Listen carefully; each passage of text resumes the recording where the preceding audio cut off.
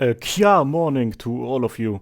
After we just talked about Specter, it is only natural that there needs to be a full-blown video on Skadi. While the main topic for today is to answer whether the Kia is canon, it is absolutely necessary to first highlight how we got to the Kia in the first place. We start our story in one of Aegir's underwater cities with the horrific cries of Skadi's mother, grandmother and little sister as they are being ripped apart right in front of her. I mentioned it in the Specter video, the civilization known as Aegir is under the constant threat of the Seaborn, a bunch of creepy fish mofos who attack their cities, destroy them and kill their inhabitants, and it can be heavily assumed that Skadi's family was among their victims. Skadi joined an organization named the Abyssal Hunters, super soldiers Aegir created by taking bodies of their citizens and filling them up with sea-born blood.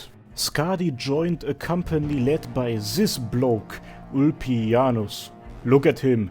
This man fucks. Skadi and the Abyssal Hunters killed countless of these fishy fuckers fighting to defend Aegir. It was an endless battle though, the ocean's hordes just kept coming and Aegir kept suffering. A decision was made. The Abyssal Hunters would perform a strike, with their goal being to kill a massive leviathan who Aegir believed to be the god of the Seaborn. It would be a mad battle, and a mad battle it was. The Abyssal Hunters were annihilated, barely any survived it. During the insane chaos of the battle, hunters dying, Seaborn dying, Skadi was hacking and slashing her way through the madness, approaching the Leviathan until she saw his massive eye staring directly at her. And then she dealt the final blow. She killed the Leviathan.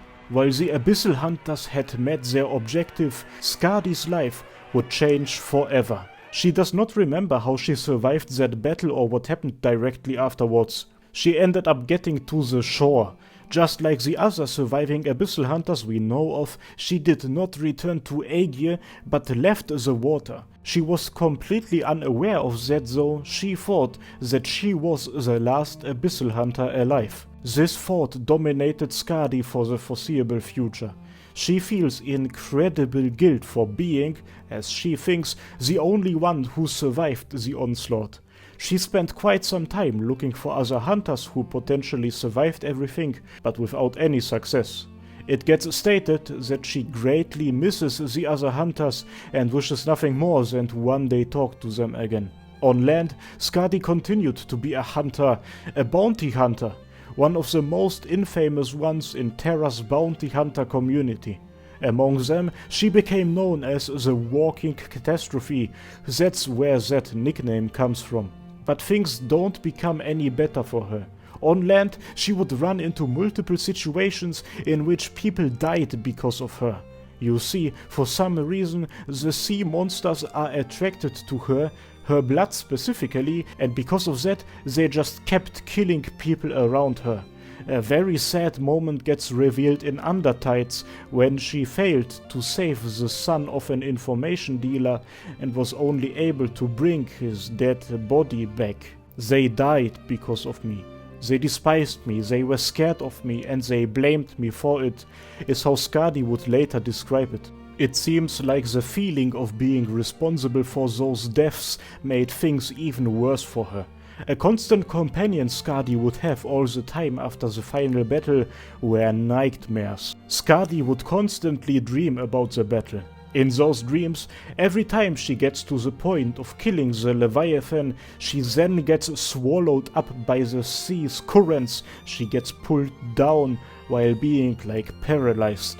At the bottom of the sea, she then opens her mouth, gets filled up with seawater, then deconstructed and then reconstructed.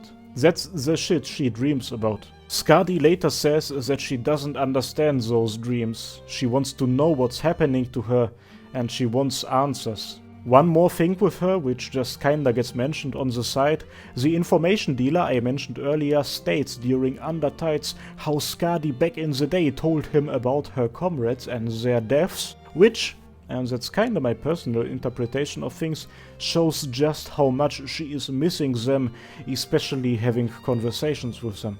All in all, we can say that Skadi's situation after the Leviathan battle and coming to the shore was absolutely miserable. Like, she was probably doing well when it comes to physical health and that, yet mentally, she most definitely wasn't there. Things would kinda change though when she came into contact with a certain cat woman. Kal'tsit got into contact with Skadi.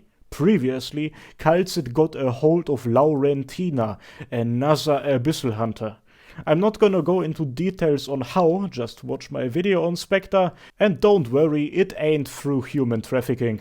At least I hope so. In that moment, when she after all those years on land realized that she wasn't the only surviving Abyssal Hunter, she seemed completely overwhelmed.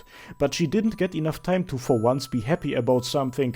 Kal'tsit was very quick to explain to Skadi that Laurentina was no longer who she used to be. She had completely lost her memory and is now known as Specter. That was a punch to the face for her. Nonetheless, Skadi joined Rhodes Island because of her being there, and soon she would basically become the center of her life. And that's where we can slowly see the first signs of the Kia appear. Skadi spent a lot of time just sitting next to the slumbering Specter. She sings songs to her, she tells her stories, she asks her a lot of questions, although she never gets an answer. Sometimes she would also just tell her about how guilty she feels. She says that she wishes for nothing more than to have an actual conversation with her. If you already think that that's sad, listen to this. Skadi signed up Specter for the Rhodes Island Christmas gift exchange. Specter might spend most of her time slumbering in Med Bay, only occasionally wandering around the landship, but Skadi still signed her up. And her reason for that? She didn't want her to miss it. She didn't want her to miss out on the Christmas gift exchange. I'm a grown-ass man, but this stuff just makes you feel things, bro. Now, on one hand, all of this is this mad combination of wholesome and sad. On the other hand, you can tell just how much Skadi has been suffering mentally. Like, the Specter at Rhodes Island is a completely different person to Laurentina, the Abyssal Hunter. Despite that, Skadi has essentially turned Specter into her anchor. It seems like that vague connection they have, their shared background, was enough for that. It appears that she is just desperately holding on to her so that she will feel some sort of connection to her home. And it does make sense. For a very long time, Skadi thought that she was the only Abyssal Hunter left, and that made her feel horrible and guilty. And then she found Specter and thought that they were the only two survivors left. It feels like on one hand she tries to make up for her felt guilt by being there for Specter. On the other hand, Specter to her is the last connection she has to her past, to her home, to the Abyssal Hunters, all the things she had lost. It's really fucking sad, what else do you want me to say? I'm no psychologist, but I really don't know anything about psychology. Specter seems to be the only person at Rhodes Island who Skadi really spends time with. Skadi actively chooses not to socialize. There have been cases in which she was invited to spend time with other operators, but she turns them down. She does not want to make friends. Because of this, many at Rhodes Island consider her a loner. On top of that, when she is on combat missions for Rhodes Island, she is considered very uncooperative. She doesn't really communicate and instead fights with very unique and dangerous combat tactics. On top of that, when she returns from missions, she often complains to her higher-ups about how her fellow operators are getting into her way. Combine the negative attitude towards making friends with her behavior in battle and the reports other operators give on her strength, and the result is that Rhodes Island is filled with negative rumors about her. Her being considered a walking catastrophe and being treated as such still is a thing at Rhodes Island. But why the hell would she choose to be so antisocial? Prepare to get even sadder. Remember how we earlier talked about that whole thing of people around her dying and that having an impact on her? The reason why Skadi does not cooperate with people is the fact that she doesn't want to put others into danger. And that's not my view on things. An anonymous person in her files says that her preference for isolation stems from a desire to protect others. She has no malicious intent. In an interview with Rhodes Island, she said that anyone who ever tried to get close with her died, and she therefore just doesn't allow people to get close to her. Bro, it goes even further. Before formally joining Rhodes Island, the company had to guarantee to her that they would abandon her if they were faced with troubles related to her. Man, I have seen some people say that Skadi doesn't have a personality or some shit, but fam, the reality is just that she actively chooses not to show her personality to you because she doesn't want to hurt you. This is her appointed as assistant line.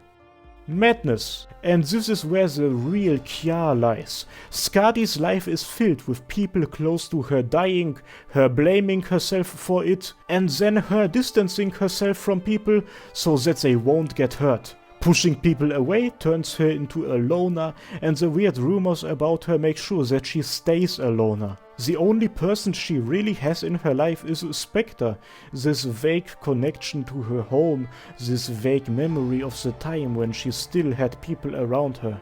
It is so fucking sad.